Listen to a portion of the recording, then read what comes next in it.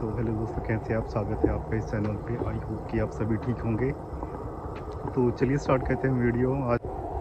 तो मैं आपको बताने वाला हूँ कि कैसे मैंने अपने कॉलेज की फ़ीस पे की पार्ट टाइम जॉब के साथ, और साथ ही साथ मैंने कैसे पैसे सेविंग करके अपने बैक होम घर भेजा था पेरेंट्स के पास। तो चलिए स्टार्ट करते हैं वीडियो। तो जैसे कि आप सभी जानते हैं कि जो हम वहाँ से इंडिया से फर्स्ट ईयर और जैसे पे करके आते हैं, जो फर्स्ट ईयर की फ़ीस होती है 2 सेमेस्टर की, हम वहीं से पे करके आते हैं।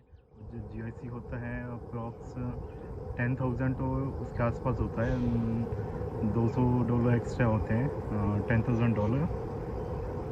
तो वो जो होता है जीआईसी, वो हमारे एकोमोडेशन के लिए होता है, ताकि हम यहाँ पे अगर आएँ, अगर जॉब एट टाइम हमें नहीं मिलती, अगर जो हमें आती ही नहीं मिलती, तो ताकि हम अपना जो भी खर्चा है हम उठा सकें।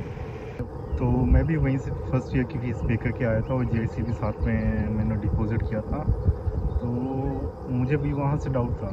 इवन कि सभी स्टूडेंट्स सोचते हैं, जो भी आने वाले होते हैं, या जो भी स्टूडेंट है वो यही सोचते हैं कि फर्स्ट ईयर की फ़ीस तो चलो दे देंगे कैसे भी फैमिली वाले जुगाड़ करके, लेकिन जो यहाँ आने के बाद क्या फ़ीस हम पे कर सकते हैं कि नहीं। तो इवन कि मैं भी यही सोचता था कि पता नहीं कैसे फ़ीस पे करूँगा अपनी। तो यहाँ पे मैं 16 अगस्त 2019 को आया था, और जो मेरी क्लासेस स्टार्ट होनी थी वो सितंबर में होनी थी, फर्स्ट वीक ऑफ सितंबर। तो मैंने क्लासेस स्टार्ट होने से पहले कोई जॉब का ट्राई नहीं किया, क्योंकि वैसे भी लीगल होता है, अगर आपकी क्लासेस नहीं चली, जब तक आपका कॉलेज नहीं स्टार्ट हुआ, तब तक आप पार्ट टाइम जॉब यहाँ पे लीगली कर नहीं सकते। तो यहाँ आने के बाद जो हमें जीआईसी का सबसे पहले तो 2000 मिल जाता है आपके बैंक अकाउंट में, वो आ जाएगा।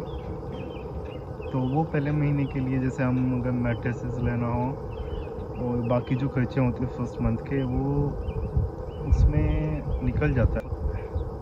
तो जो भी यहाँ आने के बाद फर्स्ट मंथ के जो भी एक्सपेंसेस होते हैं, वो हम अपने पहले जो 2000 का मिलता है हमें, वो उसे हम निकाल सकते हैं, लेकिन उसमें से भी काफ़ी बच जाता है। लेकिन मैंने पता नहीं कैसे, मुझे आइडिया नहीं मैं कैसे ख़त्म हो गया, मुझे आज तक नहीं पता चला कि मैंने कहाँ उड़ाए थे। और उसके बाद मुझे सितंबर के मिड में मुझे जॉब मिल गई थी।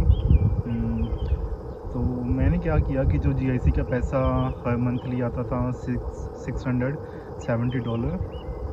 मैंने उसको टच नहीं किया। वो हर मंथ मैं उसको डिपॉज़िट करता गया। जो मैं इनकम थी, जो इनकम से जो भी पैसा आता था, वो मैंने अपने अकोमोडेशन के लिए, जो बाकी पब्लिक ट्रांसपोर्टेशन का हो गया, और जो बाकी एक्सपेंसेस थे जैसे ग्रोसरी का हो गया, ये सब मैं अपने इनकम से उठा लेता था। और यहाँ पे बात ये थी कि जो मैं फर्स्ट 5-6 मंथ थे, वो जो रूम का रेंट था वो 500 था। तो इस वजह से बचत नहीं होती थी। तो इस वजह से जो income, per month income as a part time की बात की जाए तो 1000 के आसपास होती है, थोड़ी सी ज़्यादा होगी, $100 के आसपास। तो अगर मिनिमम 1000 भी लेके चले, तो उसमें से मैं कुछ खास नहीं बचता था, सिर्फ $100, 150 और 200 के आसपास बचता था। कभी कभी तो वो भी नहीं बचता था। तो क्योंकि एक तो 500 रेंट हो गया, और जो मैं पब्लिक ट्रांसपोर्टेशन का लगता था, वो अप्रॉक्स 200 के आसपास लग जाता था। तो बाकी ग्रोसरी का अगर लगा ले तो 150 के आसपास, तो टोटल मिला के 8, 850, 900 के आसपास चला जाता था, क्योंकि बिल भी देना होता था फ़ोन का। तो उसमें से खास नहीं बचता था। लेकिन जो मैं जीआईसी था, मैंने उसको बिल्कुल भी टच नहीं किया, एक पैसा भी नहीं निकाला उसमें से, जब तक मेरी फ़ीस नहीं गई, क्योंकि मुझे पता था जो 8000 है वो मेरे थर्ड सेमेस्टर की फ़ीस चली जाएगी। तो सितंबर से लेके मई के पहले तक मैंने 8 मंथ काम किए थे। तो अगर देखा जाए तो 8000 के आसपास बनता है, उसमें से कुछ खास सेविंग नहीं हुई थी।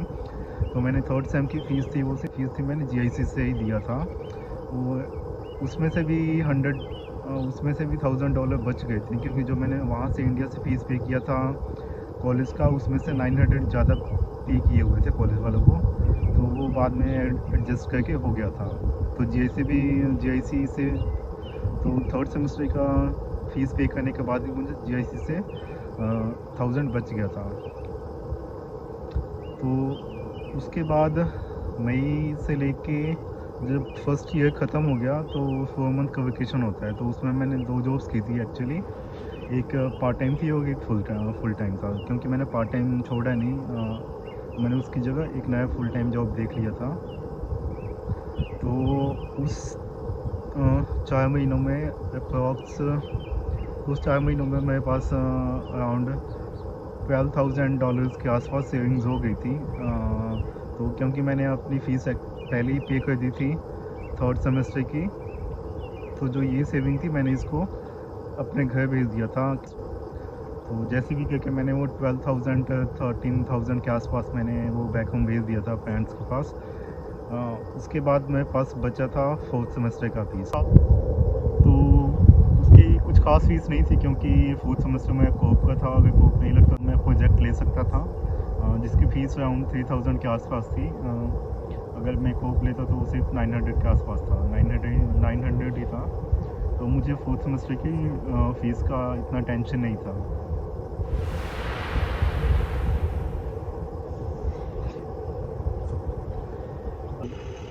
तो जो 4th सेमेस्टर का फ़ीस था वो 3,000 के आसपास था। तो मैंने जो बाकी सितंबर जो वेकेशन के बाद मैंने काम किया था, जो 4 मंथ वेकेशन के बाद जो मैंने कंटिन्यूस काम किया था, तो उसमें से मेरी बचत हो गई थी, काफ़ी सेविंग्स काफ़ी हो गई थी। क्योंकि मैं एक तो मैंने रूम चेंज कर लिया था, जहाँ पहले मुझे 500 देना पड़ता था वहाँ तब मुझे 350 के आसपास देना पड़ता था। और जो ट्रांसपोर्टेशन का खर्चा था वो भी हो गया था, उसकी भी सेविंग हो जाती थी क्योंकि कोविड की वजह से एक तो क्लासेस ऑनलाइन हो गई थी। तो वहाँ से मुझे अप्रॉक्स 500 के आसपास से सेविंग हो जाती थी। तो सितंबर, अक्टूबर, नवंबर, दिसंबर तक जो 4 मंथ्स थे उससे मैंने अपना 4th सेमेस्टर का फ़ीस निकाल लिया। तो मुझे इसमें कुछ ख़ास दिक्कत नहीं हुई थी फ़ीस देने के लिए। और यहाँ के बाद ऐसा भी है कि सबको जॉब मिल जाती है, ऐसा नहीं कि किसी को जॉब नहीं मिलती। वहाँ जब हम होते थे तो काफ़ी अफवाह फैला हुआ था कि जो जॉब का मार्केट है वो बहुत लो है, मतलब स्पेशली जो टोरंटो ओंटारियो में, यहाँ पे तो जॉब्स मिलती नहीं है। लेकिन यहाँ आने के बाद ऐसा बिल्कुल भी नहीं लगा मुझे। यहाँ पे इजीली हर कोई 2-2 जॉब्स कर लेता है। अगर मुझे 4th सेमेस्टर का फ़ीस अगर फुल करना भी होता तो जो मैंने घर भेजे थे पैसे वो शायद मैं हाफ़ ही भेजता, लेकिन फिर भी मैं 4th सेमेस्टर का फ़ीस पे कर सकता था अगर फुल पे करना होता तो इस तरह से मैंने अप्रॉक्स 60-70% के आसपास मैंने जो यहाँ से पैसे लगा के आया था वो अपने घर वालों को भेज दिया था। साथ में मैंने अपनी फ़ीस भी पे की। तो यही बताने के लिए मैंने आज वीडियो बनाया था, ताकि आप लोगों को एक आइडिया हो सके कि हाँ, अगर आप ऐसा सोचते हैं कि यहाँ आने के बाद फ़ीस नहीं हो पाएगा, ये घर वालों से मंगवाना पड़ेगा, तो ऐसा बिल्कुल भी नहीं है। तो मैं वहाँ पे तो सोचता ही था कि पता नहीं कैसे फ़ीस देंगे, लेकिन यहाँ पे आने के बाद भी मुझे स्टार्टिंग में थोड़ा हुआ था, लेकिन जब 1-2 महीने के बाद मुझे आइडिया मिल गया था कि हाँ, कैसे पैसे सेव करना है यहाँ पे, कैसे और उसके बाद कैसे फ़ीस जो कॉलेज की फ़ीस है वो निकालना है। तो अगर आपको ये वीडियो अच्छा लगा हो तो आप प्लीज़ इसको सब्सक्राइब कर दीजिए चैनल को, और अपने दोस्तों के साथ शेयर कर दीजिए जो भी यहाँ आने वाले हैं या कनाडा में हैं, ताकि इनको एक आइडिया मिल जाएगा कि यहाँ पे आपने फ़ीस कैसे निकालना है अपना।